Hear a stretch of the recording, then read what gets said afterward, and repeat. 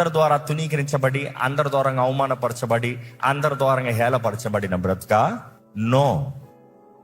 దేవుని ముందు తగ్గించుకుని స్వార్థము విరగాలి.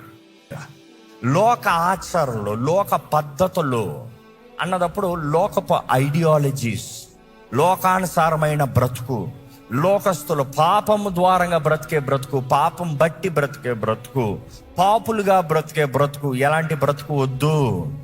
దేవునికి అంగీకారమైన బలిగా, బైబిల్ సాక్రిఫైస్. ఈరోజు నిన్ను నువ్వు సమర్పించుకోకుండా దేవుని బిడ్డ అని చెప్పలేవు. నువ్వు సమర్పించుకుంటాం బలి, దేవునికి చెల్లిస్తాము బలి. నువ్వు దేవునికి చెల్లించుకున్నా అంతా దేవునిదని చెప్పలేవు. దేవుని వాటిలో తెలియజేయబడుతుంది, పిండిలో మొదటిది తీసి పరిశుద్ధపరచబడితే మిగిలినంతా పరిశుద్ధమైందంట. నాకొని చెప్పలేము. నాని బ్రతికే ప్రతి ఒక్కరు దెయ్యమునికి బలిస్తున్నారు.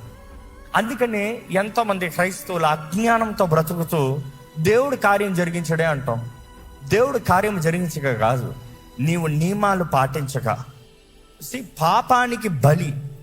పాపానికి బలి ఈరోజు యేసు రక్తము, ఇంకా వేరేం లేదు.